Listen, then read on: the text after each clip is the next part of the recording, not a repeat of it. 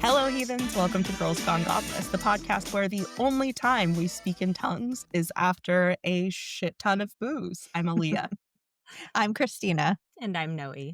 On today's episode, we'll be hearing from our friend Jezebel, who wishes to remain anonymous. Her story will take us on a journey through the bizarre world of Pentecostal Oneness, a pretty fringe sect of the Pentecostal Church. That, of course, I'm hoping has some sort of story about snakes. There's no snakes, Christina. No Pentecostal people have told me about snakes, and I know they're snakes. But thank you for joining us today, Jezebel. Thank you for having me. Yeah, thank you for coming. I'm so excited to hear your story. Unfortunately, my story involves zero snakes. Damn it. Fine. Every episode. I know. We keep having Pentecostal people on. I don't know what to tell you. We're going to seek someone out that had snakes. I have Yeah. snakes if you're that No, interested. that's not. I want Jesus snakes. I want religious snakes. Sorry. I suggest Craigslist. You could probably find it there. You can find anything on Craigslist. That would be a funny place to look for podcast guests.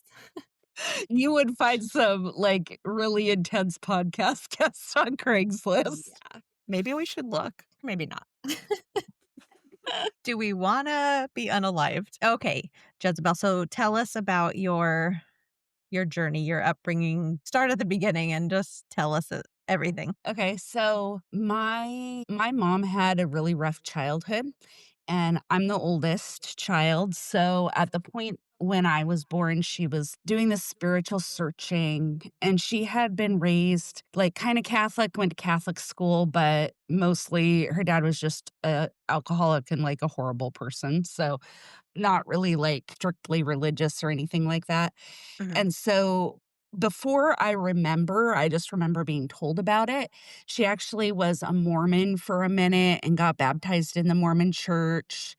And then I'm not really sure why she left, but she ended up leaving and going to this church called Community Chapel. So the situation with Community Chapel was that it was maybe for the 80s, it would have been a mega church. I don't know. It seemed really big to me when I was a kid, but I was also very small. But there was a main big church in Seattle, and then they called them satellite churches, which were other places in the Pacific Northwest, but I think mostly Washington State. My mom somehow found her way to the satellite of Community Chapel. My earliest memories were going to this church. And my biological father was a drug addict. And when I was about 6, he went to the junkyard and never came back, classic story. And after some period of time, my mom was very destitute. She'd been a stay-at-home mom, had no income. And I know the church helped her to some degree, probably financially and, buying food and stuff like that. So she ended up getting divorced from my biological father, really with the church's blessing and support, I think, because he was not a great guy. But she really quickly got in a relationship with my stepdad. They had to put off their first date because her divorce didn't go through on the first date that she thought it was going to. And so they had to push back their first date. And then they got married within 3 months or something. And at that time, I don't think that all of that was totally sanctioned by the church, but they eloped to Coeur d'Alene, Idaho, because you can go there and get a same-day marriage license or whatever. So that's where people in Washington eloped to, or did in the 80s. Interesting. And so I remember them coming back, and the church did throw them some kind of mini wedding reception in the church basement or whatever, so there was some level of support there. So around the time that all of this was happening, Community Chapel started getting weirder, and they were already kind of a fringe denomination because they believed, like Christina said in the intro, in oneness, which is an alternative dogma of the Trinity. Christina, were you talking about on a previous podcast, trying to explain that to me what the Trinity is? And I was trying to explain to my kid the other day. Well, it's he's your dad and you're him, and he's also and he's also a ghost, right? Right. Yeah.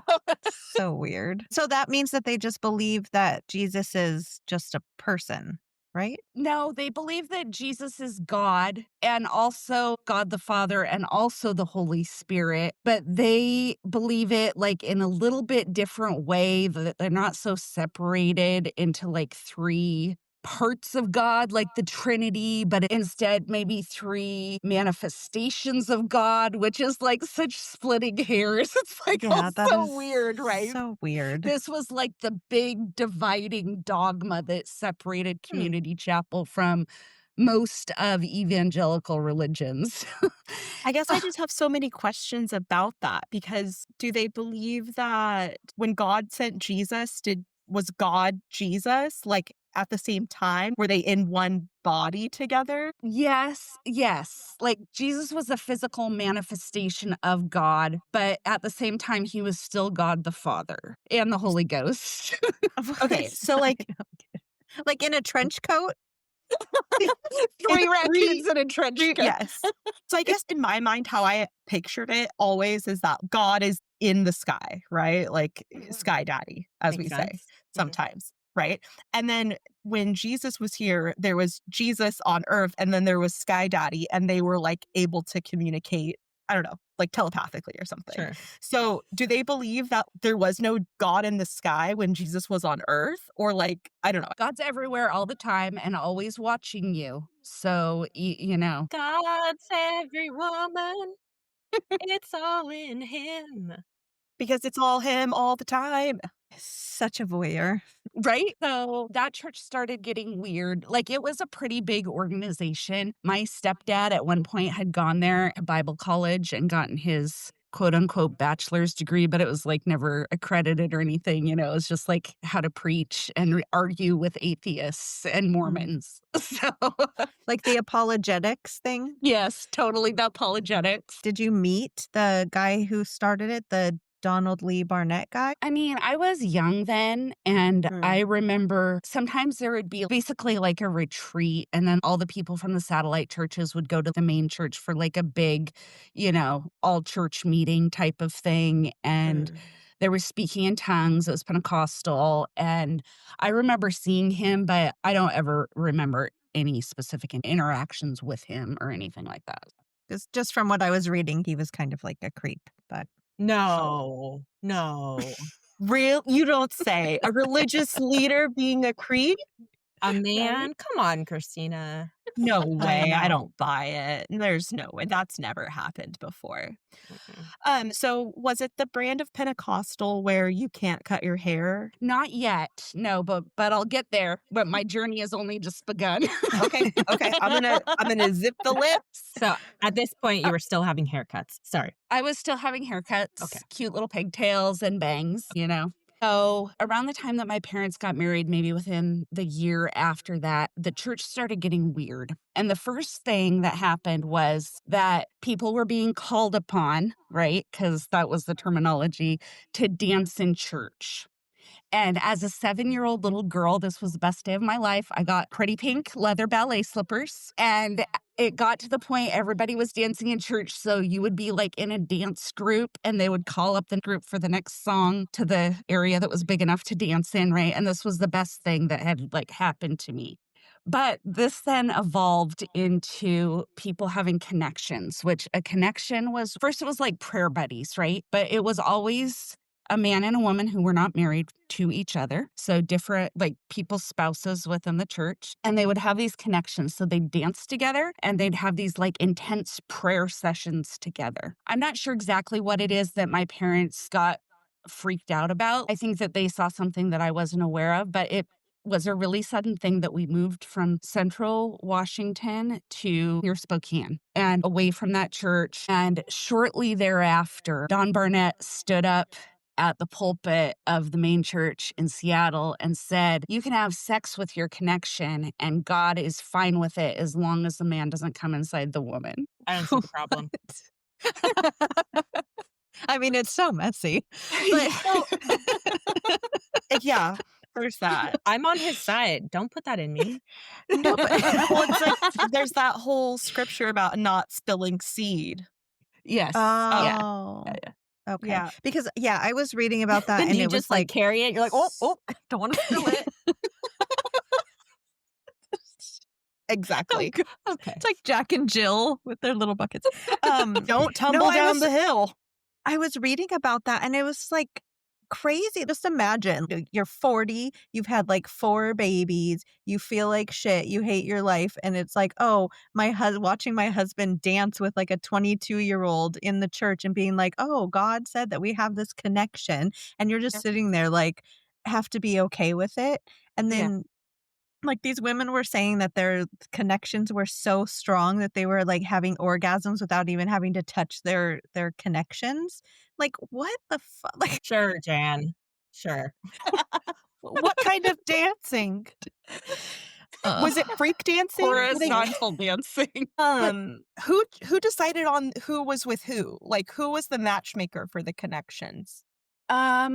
I'm not sure that there was really a matchmaker. I don't know how that part worked. I wasn't directly involved. Again, I was like 7, 8 years old at the time, so I didn't get a connection. I just got pink ballet slippers. I'm so glad that you did not get a Right? connection at 7 or 8 years old. And, to be honest, now that I'm talking about it, my mom was abused by her dad. And I think she was always really sensitive to that. And that might have been part of the reason why they split out of there. I remember rumor and talk the whole time I was a kid about this church is having a child sex abuse scandal and this church is having a child sex abuse scandal, right? And so it might have been kind of her fear of that really prompted her to leave that which church. is valid because it said like over 400 divorces because of adultery. People were trying to seek therapy for not wanting to live anymore because they're seeing their spouses with other things, like a whole bunch of sexual abuse lawsuits, 19, 20-year-old girls with the pastors. Yeah. Because they're like, oh, I have a connection with you. It's almost like they wanted some form of polygamy without the marriage. They're like, how can I have like a harem? Oh, we'll just say that we have these spiritual connections with whoever we want. Which, I mean, it feels like religion being used for men to abuse women, tale as old as time, right? What? That's never a thing. That's ludicrous.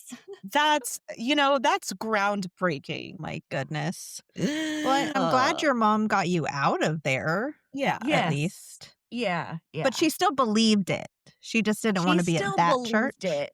So after that happened, my parents got in this weird, almost isolationist mindset. I guess there was kind of one other thing. So after we moved up to Spokane, my mom and stepdad had another kid. And then, my dad, I told you my dad had been in Bible college. So he found this church in Denver that had an opening for an assistant pastor. And he had a phone call, I guess, with the guy. And we packed up all our stuff in a U-Haul and we drove down to Denver. And we were there for like 3 months. And we moved into this duplex and there were lesbians that lived next door. And of course, I knew nothing about lesbians at the time, right? Did you think they were like from a foreign country? Like they were from the country Lebanon. of Lesbos or something? Yeah. No, or I just Lebanon? thought it's Okay. 2 women that live together, right?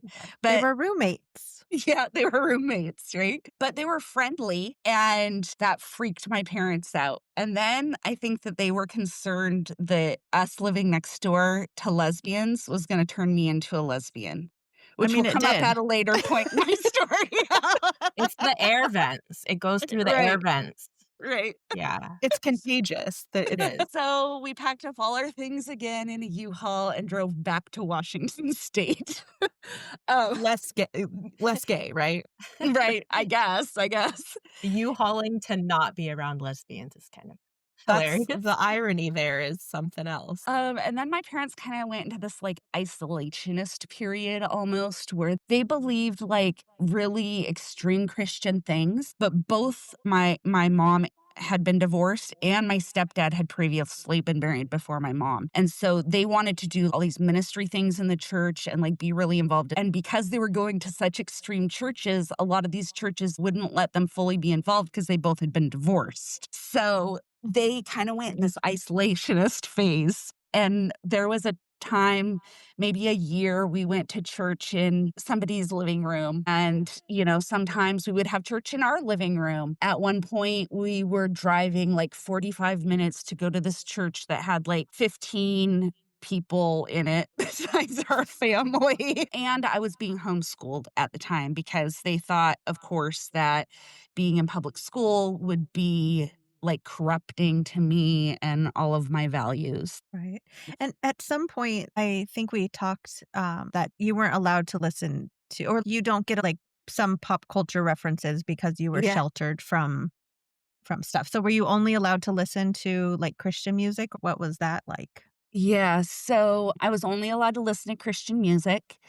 And at some point, my parents allowed me to listen to like Christian pop, but there was also a period of time their beliefs were kind of all over the place and they get super strict about something. Like I know now that my stepdad is autistic and he would hyper focus on like one bit of doctrine, and they did that whole thing where they like played the records backwards so you could hear the devil talking Metallica or whatever. And Oh my you god. know and that was one thing at one point they hyper focused on, that you couldn't have drums in music, which is totally rooted in racism, right? And then other times it just depended on like what their mood was.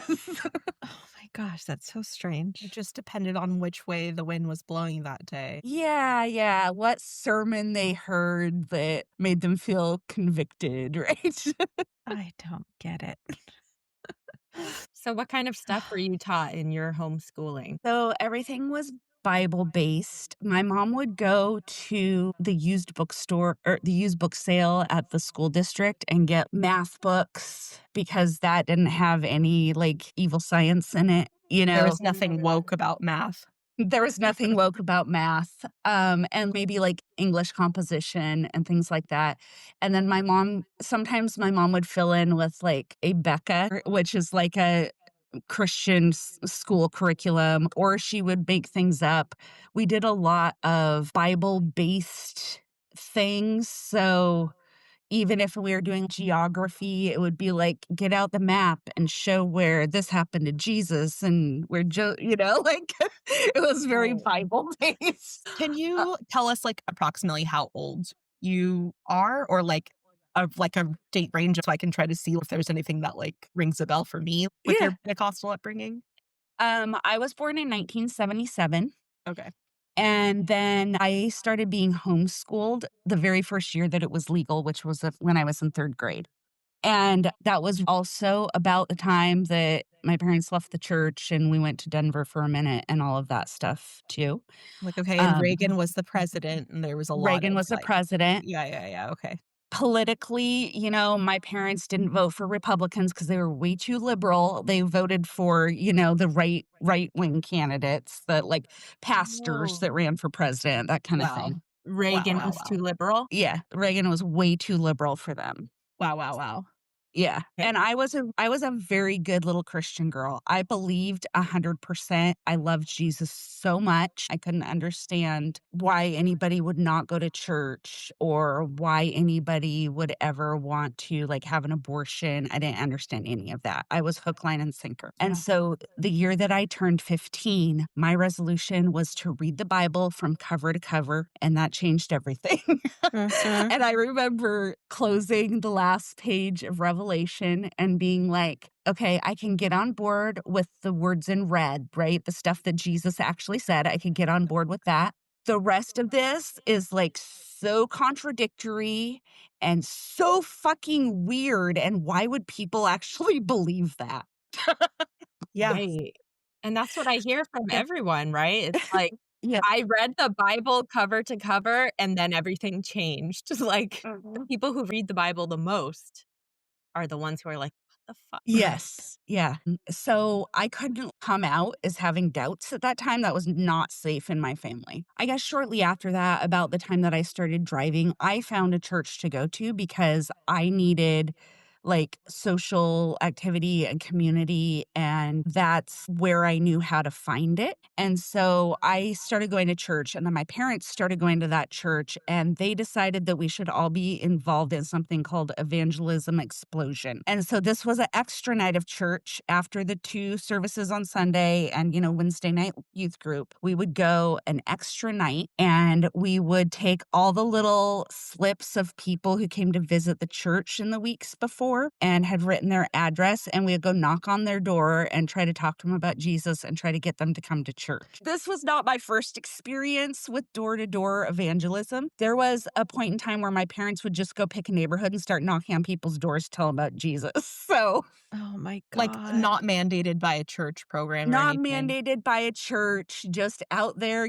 preaching the gospel to every creature, like knocking on their door. And this was at least people who'd gone to church. So there was like some level of buy-in. Yeah. They were Right. cold calling.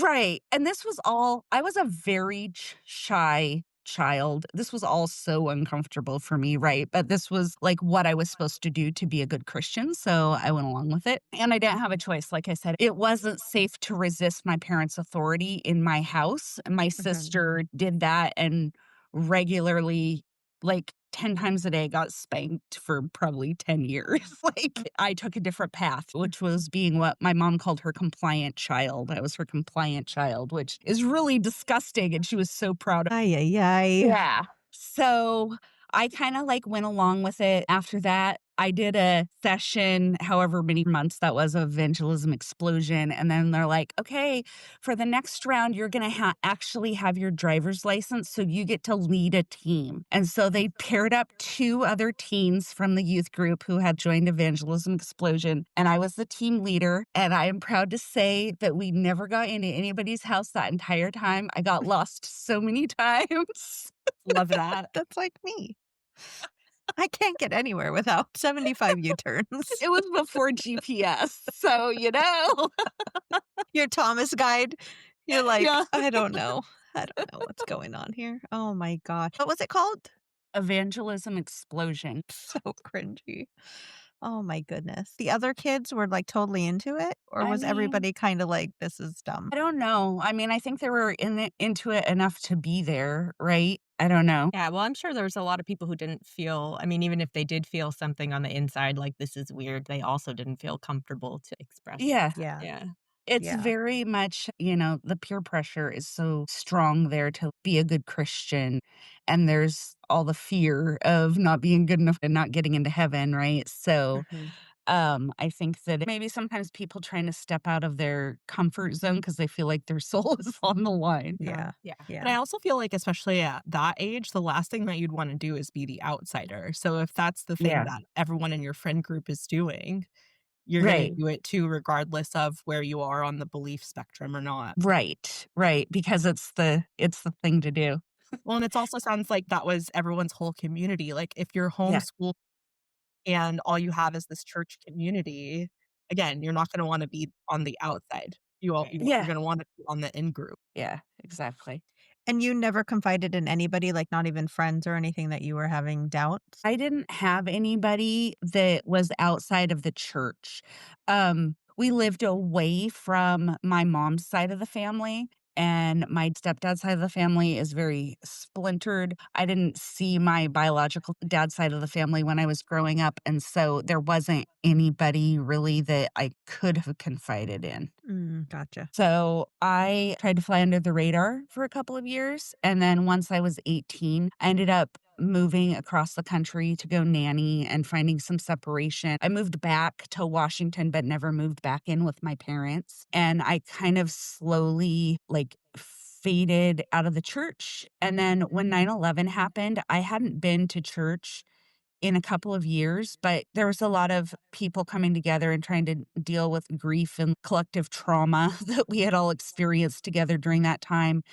And there was a church that was nearby my work. They were going to have some kind of special prayer service or something for 9/11, right?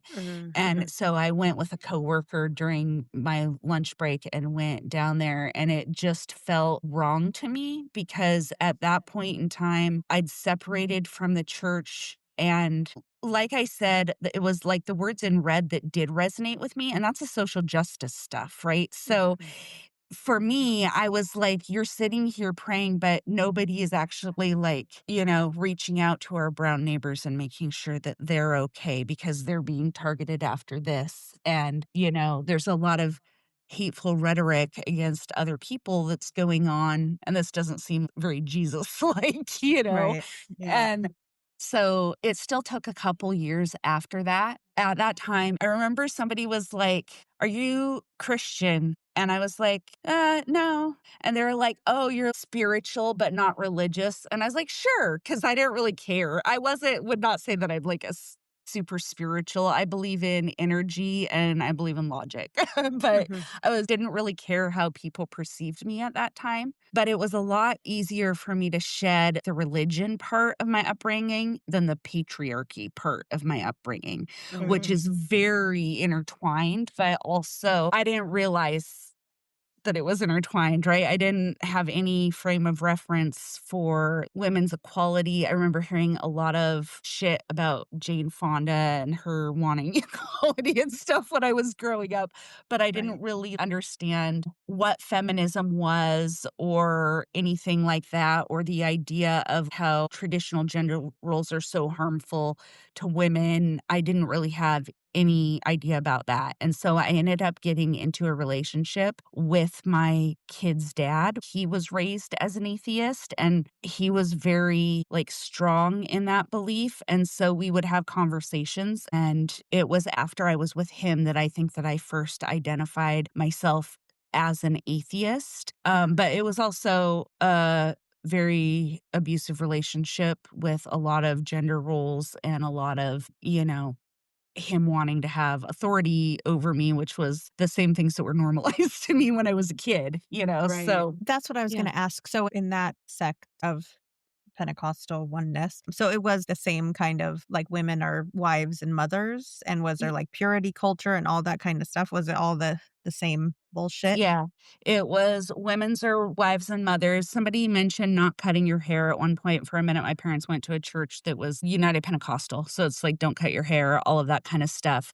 Very strict gender roles. Which is weird because when I was reading about Don Barnett, Mhm. he actually like there were so many people having abortions in the church because of this spiritual connection Mhm. stuff that he was trying to get them to change their views on abortion because he had his spiritual connections have multiple abortions. So, Yeah. yeah, weird that I wondered just how many people were like, "Okay, so we're pro-choice now because everybody's knocking each other up." Yeah. When you read the Bible cover to cover at 15, what were some things that stood do you remember, I guess is my question. Do you remember specifically things that stood out to you as weird or off the wall or, I don't know, completely unhinged that were the things that made you question your belief? I think some of it was like things didn't make logical sense to me, right?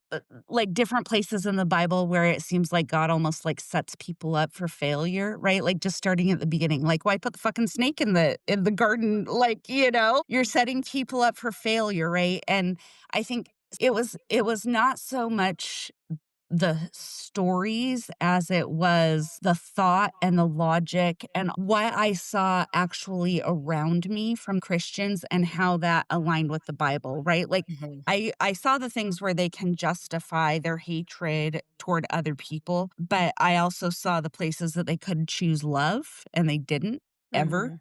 you know? Right? They chose judgment of other people, but then I could see that they were doing things that were in contradiction to the book that they said that they lived their lives by. And I think it was more for me the disconnect between words and actions that made me not believe, because then I was like, well, if there's an almighty God, then all these people around me deserve to be smitten, like they Yeah. they should all be smoted because they are not living as good people, Yeah. and they're like cruel to the people around them, and they're lying to each other, and they're running up to Coeur d'Alene to get married because they got pregnant even though they were just at youth group last week telling you not to have premarital sex, Right. so Yeah. it was like that disconnect more than like the craziness of the stories. Mhm. No, that Mm. makes sense. And at 15, in that time where you're trying to figure yourself out and you're trying to, you know,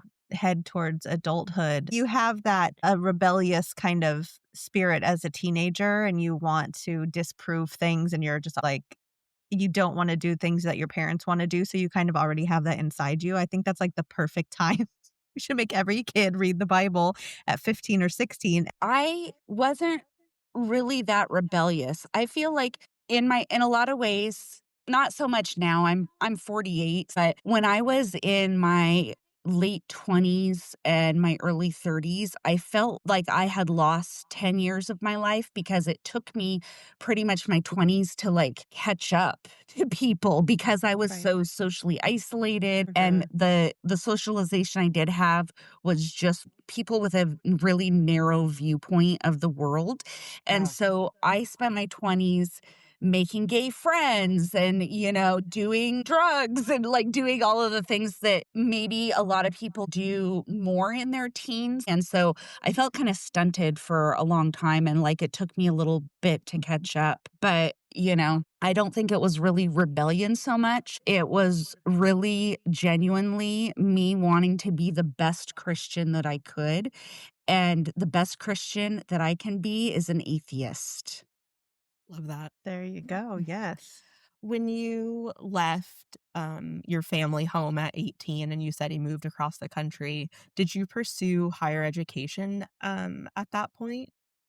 I did not. I was still, like, figuring things out, and I looked into going to a Bible college, which I'm really glad that I didn't do. I started taking a course about forestry because I love trees, like, that's my thing, but it had evolution in it, and I wasn't ready to, like, wrap my head around that yet, Mhm. and so I quit that, and then I ended up moving back to Washington and just, like, working, and I didn't go back to school until like, really seriously, I took some classes here and there, but I didn't go back to school full time until after I divorced my kid's dad. And then I hit it full bore, and I've been in school for, like, the Mm. last 6 years now. I had to work out a graduate degree, so Oh, Yeah. I love that.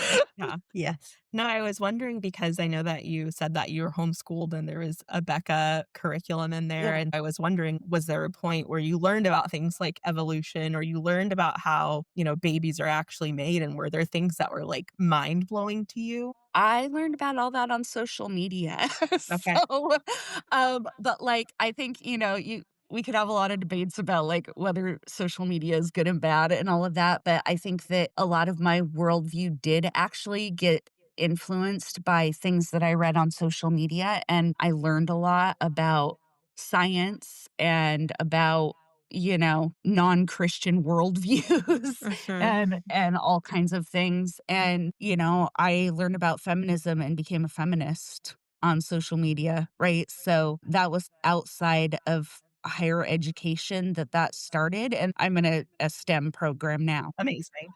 How did your parents react when I'm assuming you told them that you were not a Christian anymore. Was there an issue there? Well, they ended up becoming missionaries in Africa, and they left the country. And they knew at that point in time that I wasn't going to church. And I don't think that they were okay with it, but they didn't let it stop them from living their lives, I guess.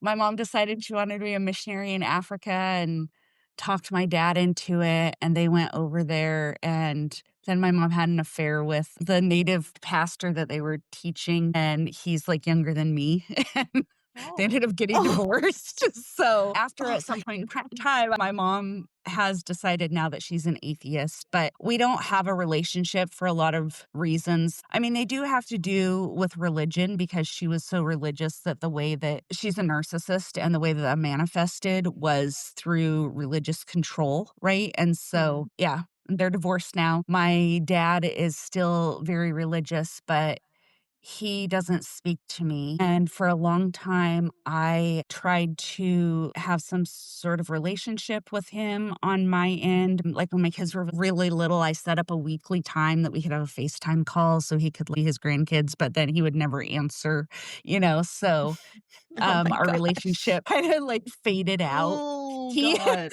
he's also been married 3 more times since him and my mom got divorced. He's just That's like five. a mess. Yeah. So number Wow. five. Okay. Wow. Okay. Um, and then after I divorced my kid's dad, I came out. I knew that I was not straight when I was with him. I'd never been with a woman. I might have said to you, Christina, before, like, if he and I split up and I try dating women and I don't like it, I'm just gonna be single for the rest of my life because I'm not gonna date men. And I might have said that to you. Like, I said Yes. that a lot. It's like a pretty gay thing Yes. to say. Yes, Yeah. it is. I thought you were gonna say that you, like, propositioned Christina for you guys to be together and raise your kids together. Yeah, no. We were just, yeah, friends. Always just Yeah. friends. No, we're always just friends. Okay, just, I'm No. just spitballing over here. First of all, I was like a very loyal person. I stayed with my ex for way too long because I made vows to him. And it took getting to a point where I was like, I don't want my kids to look at our relationship and think that this is the kind of relationship that they're supposed to try to have when they're a grown up, because Yeah. there was a lot of psychological abuse and financial abuse, and I didn't want them to think that that was the best relationship that they could have. And so at some point, I set some boundaries and he violated boundaries. And I was like, I'm done. Yeah, Mhm. that'll do it. And I dated a couple women and then met my now partner. Our wedding is coming up. And Congratulations. thank you. Christina's coming. I got I her am. I RSVP the other love me a day. gay Yay. wedding.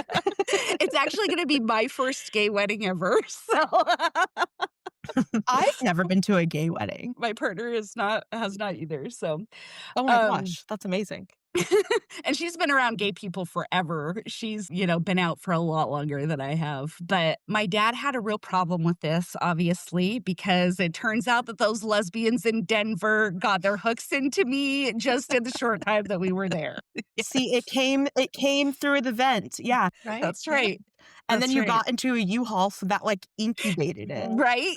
Right. Right? Yeah, It like fertilized the lesbianism. it did. And I know that we surround ourselves with people who, are like minded, but it's really funny that all of our guests, for the most part, didn't realize they were gay until way later. It's just so crazy. Like, there's so many people that are like, oh, I don't believe all this shit. And I don't, like, I have not been myself this whole time. There's so many ex-religious queer people, and it's awesome. Yeah. I feel like there's been a pattern almost with, I would say, the majority of our guests where, they're indoctrinated into religion either by choice or by birth, and then they decide to question the religion and they seek more knowledge, and the pursuit of knowledge is what ends up having them leave the religion. Mhm. And then they realize that they're gay or queer in some way. Like, Yeah. Yeah. it seems to be a very, like, cut and dry pattern that Right. occurs with a lot of people, myself included. I think that the best thing that I could say that I got from my parents, which they fucked up a lot. I'm like, okay, what would my parents do? Now, is the opposite thing the best? Probably, you know? Right. But I think that one of the things that I did get from my parents that I think is a good quality that I've held on to is not being afraid to be different and not being afraid to be true to myself, right? And so as I gained the freedom to think about who I really was, which was really not until I was already in a committed relationship with my kid's dad, I could recognize that I could accept that I could be myself. Prior to that realization while you were in a relationship with your kid's dad, was there any inkling that you liked women? So at one point, I moved from the little town that I lived in over to Seattle in my early 20s. And I started working at this restaurant. There was a bunch of gay guys that worked there, and I started hanging out with the gays and had, like 2 years of epic partying, right? And during that time, one of them was like, oh, this lesbian who's part of her group is interested in you. And I was so uncomfortable with that because I hadn't really opened that door of myself yet, right? Like I hadn't even opened the door of my closet, let alone was I ready to come out, right? And I could never then stop thinking about that afterwards, right? Like that I'd planted the seed of there was this possibility of being with a woman. And to be honest with you, like wrestling with that a little bit and being uncomfortable with it at that point in my life, I think probably is one of the reasons why I jumped into a relationship with my kid's dad, because we had known each other before that and he was always trying to pursue me. And there were he had a lot of red flags, and so I kept saying no, right? And then I think I was, like, a little bit afraid of the realizations that I was starting to have, and actually, one of the things that happened is that I had a dream about having a threesome with him and his then girlfriend, and then we ended up getting together shortly after that, and I really think now that I probably took that in really the wrong Right. direction, but You're You like, picked the wrong one in there. yeah, Right. yes, yes, yeah. Yeah. yeah. Okay. Then you get your kids and you're like, every decision that I made that led to them, if you take any of that away, They it's, wouldn't be here. right. Right. And yeah, Yeah, so yeah. it just, God has a plan. So, Or Uh, whoever. if I had to go back and make different decisions with the information and the knowledge that I have now, would I do that? Probably. Do I wish to go back and make different decisions? I can't, because then I wouldn't have my kids, you right. know? Yeah. Yeah. Yeah. It's such a conundrum, I but feel that. Where are you at with spirituality now? Is that a part of your life at all? Um, Not really. I believe in being a good human and treating other people with respect. I feel like I can feel energy of places and I have intuition and get feelings about things, but I don't necessarily believe in all of the spiritual things, although totally gonna contradict that because 'cause we're incorporating tarot into our wedding, but it's not even, like, because I believe so much in tarot. Mhm. It's just because I had a tarot reading that eventually panned out that I met my partner, and so it seems like part of our story, but it's not like I'm doing tarot readings to, like, figure out my life. I think there's things that I don't understand for sure, right? But I don't necessarily feel like I'm a person that's super connected to my spiritual self. And I think part of that is because my childhood was so black and white of an almighty God that controls everything and all of that. And that to me is like such bunk. I can understand that there's things that I don't understand, but I can't have faith in any like particular spiritual practice, you know? right. Like, And you're so smart, and as long as I've known you, been about social justice and, you know, we've done community service in the before times, yeah. in the way before times. I think the best part of religion you took with you and like the rest of it you left behind, like helping people and wanting to do what's best for people and your family and all that kind of stuff. So I wish everybody would just Yeah. take that part of it and then fucking chuck the rest of it in the trash. Right? Did Right? you mean to make a religious joke in there, Christina, when you said left behind? Oh no, I didn't, but yeah. Rapture the shit out of the rest of it. Just do some community service, help people, make sure people have food and clothes and Turn gay. yes, and turn gay. Yeah. I think turning gay is always the answer.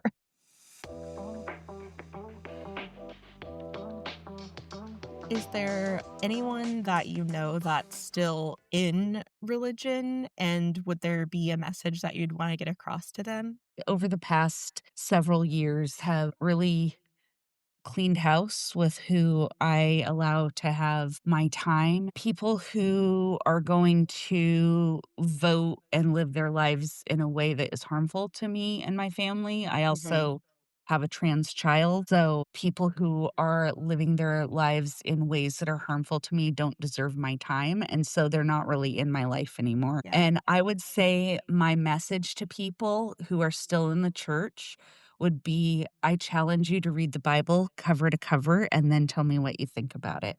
No devotionals, nobody telling you what it is that you're supposed to think, but like you tell me what you think about it. Right. Yeah, and I guess an additional part to that question is if there's somebody that is trying to get out, like, do you have any words of encouragement for them besides, read Bible cover to cover and see what you See what you Yeah, feel. I recommend that you find some gays and let them help you understand what the world is actually like.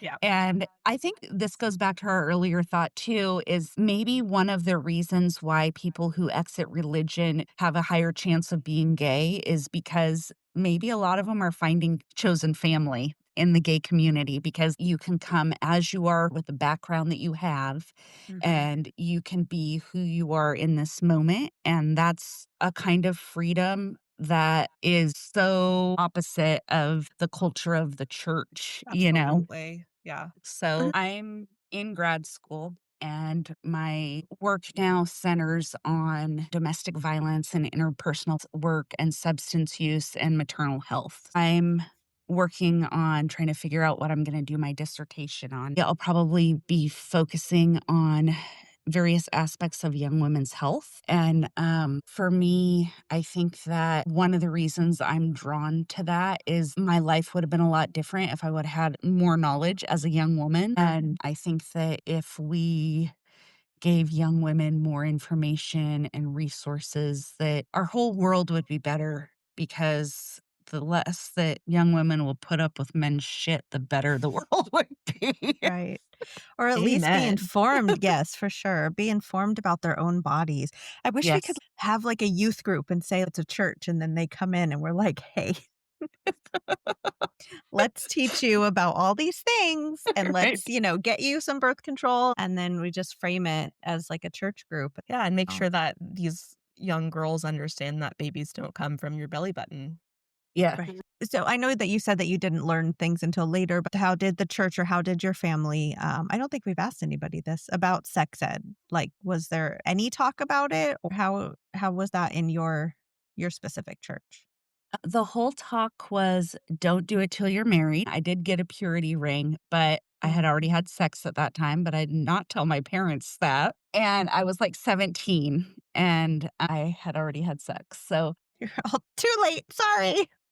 and I think I'm lucky that I didn't end up with worse consequences of not really being sexually aware, because when I started partying, got a little wild and slept with a bunch of boys over a couple of years, and was not always as safe as I should have been. And I think I was just lucky. And Right. I. Hey, that was the late 80s, early 90s, man. It was wild Right. out there.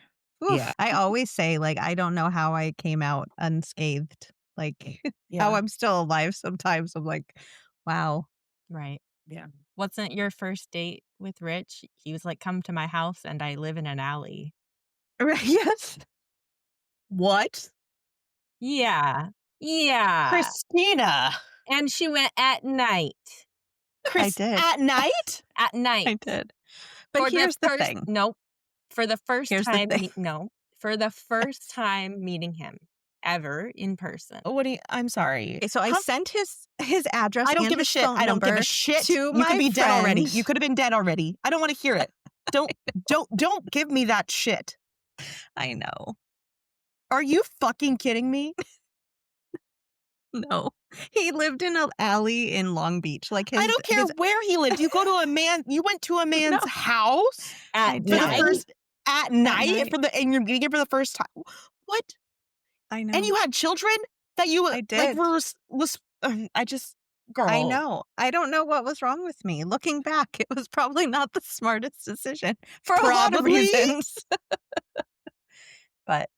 But I did tell a friend, and he was Googleable. He was in a band that was don't give a known. So I shit. was like, here's I his don't give a information. shit. If I don't show up for work on Monday, this is what happened.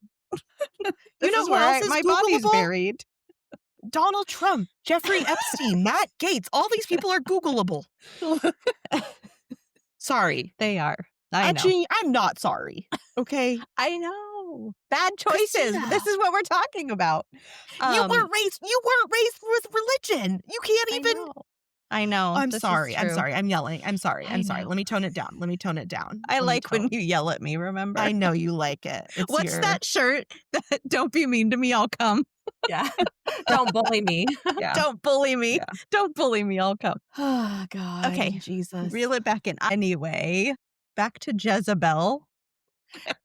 What do you think what do you think happens when we die? I think we turn back into stardust. Our body, decomposes into elements and we turn back into stardust and we are no more. I think that there's a part of me that would really like to believe in reincarnation because, Trump deserves to come back as a dung beetle. There's a part of me that wishes hell was true because some people deserve to go there, right? But I think really I just believe that we cease to exist. Spoken like a true scientist. I know that I have this life to be the best person that I can be, and I'm more focused on my actions and how I treat each other now than what happens in the future. Because I figure that if there is some kind of like afterlife, if I just focus on being a good person, it'll work out, Yeah.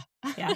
It's just crazy to me that people believe that somebody who has tattoos is going to the same place as somebody who like chops their family up into a million pieces, Pretty It's much the like same it's thing. just yeah, Yeah. sin is a sin. I was listening to a TikTok the other day and this guy was like, people should just be murdered for gossiping. Gossiping is terrible, but submitting a prayer request for your friend's very personal situation Right. is Yes. A-okay. Put it Totally. on the prayer tree. Right.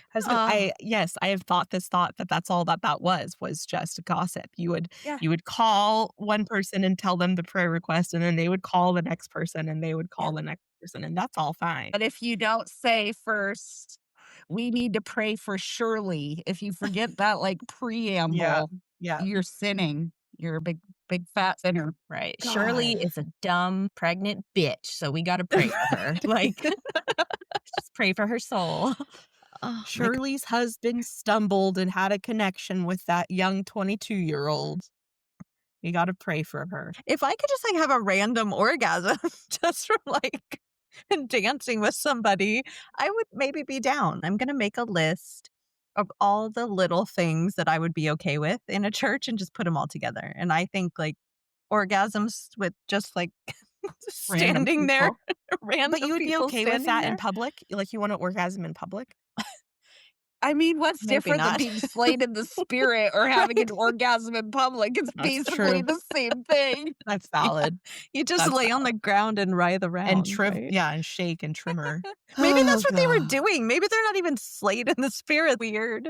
They were way too uptight to be having that many orgasms. Oh my Is that why they gosh. would cover people up? Like, I remember in church, they would have, like, these special cloths they would cover up the women if you were on the ground. It's because they were wearing skirts and dresses or whatever, and they Yeah. didn't want their business showing, but, like, I was like, "Well, maybe they're covering them up because of who knows? Never mind. I don't know. I don't know." I had no idea that that was see, I learned something Do new they all the like put time. their legs in So the air and they're like, "Oh, Jesus." No? Throw a blanket over that? Aaliyah, did they do tongues and interpretation in your church? Yeah, I Yes. do remember some of that happening at a church summer camp that I Yeah. would go to. What That does was a that thing. mean? So someone would be speaking in tongues, and then somebody else would be saying what the message was. So they were, like, translating the tongues. Oh. So you know how there would be a sign language interpreter at, like, a concert? Mhm. right. It would be like that, but a tongues interpreter at the church Mhm. camp. So at the churches that we went to, be like during some kind of prayer time, and then they'd start loudly like shambhala ambala, whatever, doing their stuff. And then there'd be a pause. And it was like, who's gonna say what they said, right? And then somebody else, or sometimes the same person would be like, and God said, and just all the same, dogma bullshit that they were always doing. So Oh my Yeah, god. my experience with it was that at the end of the service at church camp, so there'd been, an altar call and like there's people up at the front. So Christina, they've got their hands up, Mhm. and then someone, starts speaking in tongues, and then the pastor, whoever was up on the stage, would then do the translating and be like, "Oh, this person just, got touched with the spirit, and now God's speaking through them, and here's what God is saying." Why doesn't God just speak in English if he wants them to know Right. what's going on? You know Seriously. You know what? That was my question. Like, that at that point in time, that was my question. It's like Key and Peele where The anger translator. yes. Yeah. I Yeah. say often that I'm Christina's anger translator. Yeah, Yeah, because someone has to be because I'm too she's nice. too polite sometimes. Since doing the podcast, a lot has come up about my Pentecostal experiences growing up. I feel like I've done a fair amount of deconstruction about the Mormonism, but I haven't done a fair amount of deconstruction when it comes to that part of my upbringing, which was substantially a much longer period of time. So that's a thing that I'm Mhm. working through. There were no snakes still, Christina. I am so sorry. I think I heard somebody the other day on one of your podcasts talking about the youth gatherings that you would have, right? I went to those, went to Bible camp. They sampled a lot of the different things, but no snakes. Definitely being slain in the spirit. And like sometimes that was voluntary, and sometimes a pastor would like shove you to the ground. They just wanted a reason to push someone. Like, they're like, Yeah. "Fuck you, get down." Someone's really pissing them off and they're like, "You're getting slain in the spirit today." Right? Oh Jezebel, my did you guys have like gosh. the muscle people? Probably not. Oh, the power team. I forgot about them. Yes. At the like youth gatherings when I was a teenager, we would have the power team. Can Like you the explain? Yeah, they were like these really strong guys who'd come like rip up. I don't know what they ripped up. Phone books? Like showed off their muscles and did some stage show on the on the platform at the church. And what was the point of that? To show they were strong for Jesus? I think it was just like, there is a lot of blending of entertainment and Christianity, and a big thing with getting people involved in the church is this excitement and camaraderie, entertainers of various sorts, and it was like the '90s, and so it was all weird. Yeah, I Funny. remember they would rip up phone books, they would break Yep. bricks, they would roll up frying pans, Yeah. yeah, like Oh my roll up a frying gosh. pan, and I remember it being like, if you commit to God, this is like the strength that you can like a Yeah. metaphorical strength can come, and because like they were Mm. committed to building their muscles, and if you committed Yeah. to God, you could have this spiritual strength. Um, It was and the Christian Gym Bro stage show. yeah, Oh my god. I'm just picturing like WWE, like they're hitting each other with phone books yeah, and like, Yeah. yeah, Yeah. okay. So instead of and WWE, it's it's that. Yeah, WWJD. yeah, and then he yes. What would Jesus do? What would Jesus break over his head?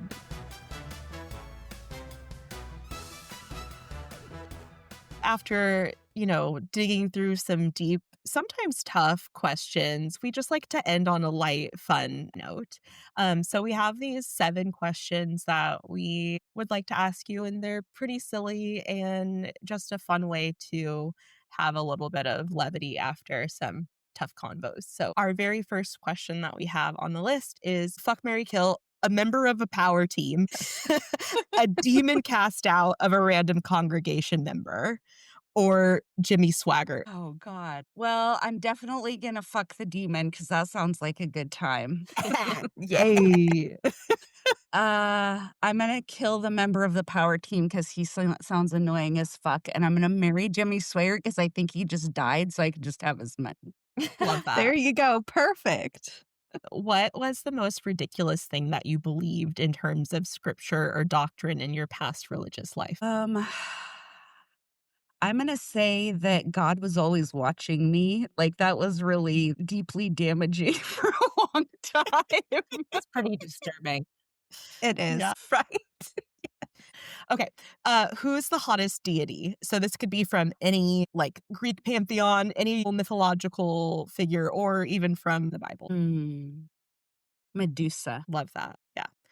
What is your jello salad? And here's what we mean by that. In Mormonism, one of the famous dishes that is really associated with the culture is jello salad. So, is there a dish that you would have like at church gatherings that you would still eat today? I don't know if it was so much church, but like sherbet punch Hmm. from my childhood. I think that happened at a lot more like baby showers and wedding showers that happened in the church. So I'm gonna go with sherbet punch. Love All it. right. That's very Mormon of you. It is. It Yeah. is. It is. If you were to start a cult today, what would the uniform be? Comfy clothes, like COVID dressing, right? We can look cute Oh, from doing yeah. stuff. Hell yeah. Yoga pants and t-shirt. I'm like, you guys can't see my legs right now, but I ain't got no pants on. I was gonna say, I'm like, yeah, I'm doing that right now. Yeah. Oh, I'm 'Cause, really sad that I wore Well, pants. you can join my cult. The comfy pants cult. love it. Business up top. And The nothing down COVID below. the COVID Zoom meeting outfit. Yeah. Yeah. Very corporate. What is your favorite curse word? Fuck, obviously. Put that on the list of the pattern, right? So the thing that everybody misses from religion is the community, and that everyone's favorite curse word is fuck. It's fuck. You know Yep. what? Actually, And they're all gay. I really went through a phase where I said Jesus fucking Christ and God damn it a lot just Hell because yeah. I could. Hell yeah. Yeah, Yeah. it's freeing. It is. I was It's never religious liberating, and I say that all the time. as you should. I know. And then final question, Jezebel, what is your guilty pleasure? Antagonizing idiots on the internet. Hell yeah. We like to We do love that that. too. We do. I actually steal most of my shit from Jezebel.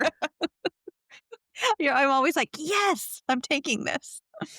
So thank you for that. You supply me with a lot of good photos that probably piss off my entire family, but Good. Piss them off. Yeah. It's better to be pissed off than pissed on. Right? Mhm. this is true. Unless you're into that, we're not kink shaming anybody. Well, We did it. We got through your interview. I'm so Thank you for excited. having me. This was thank fun. you for coming. I'm glad that you finally got to realize your dream, Christina, I and know. I have these did. conversations that you've been craving for years and years. Yes, I really have been. And you know what? There's a lot of people in our friend group that I'm not in contact with anymore, really, that I want to hear their story. So I think I'm going to get over my fear of reaching out to people that I haven't talked to in a really long time. Because I just Yeah. assume everybody hates me because that's No. my brain. I'm always like, oh, I haven't talked to them in 3 years. They're going to They hate must me. hate me. How could Right. they hate you? You're like the sweetest person ever. You have to have an anger translator. How are they going to hate you? I don't know. On camera, text one person. Right now. Peer pressure. Where's your phone? Where's your phone? Do it it. now. Do it right now. No. Do Yeah. it It's a right whole now, I thing. said. Do it. I don't even. Do it I right would now. have to do it through Facebook or something. Do it right but now. Do it right now. I Do it know. right now. No, What's the difference I Do it between right now. opening a text and opening the Facebook app? It's one click. Do it. okay, What the okay, fuck I'm is your doing it. problem? I'm Do it, Christina. doing it. I'm doing it. I'm This doing feels it. like youth group, you guys. We're giving Christina the real experience. I'm gonna fall out in the spirit.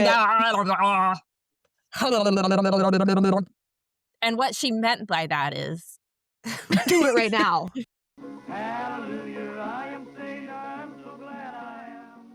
thanks for listening to Girls Gone Godless. Don't forget to subscribe and leave us a review on Spotify, Apple Podcasts, or wherever you're listening to this episode. It helps heathens like you find bitches like us.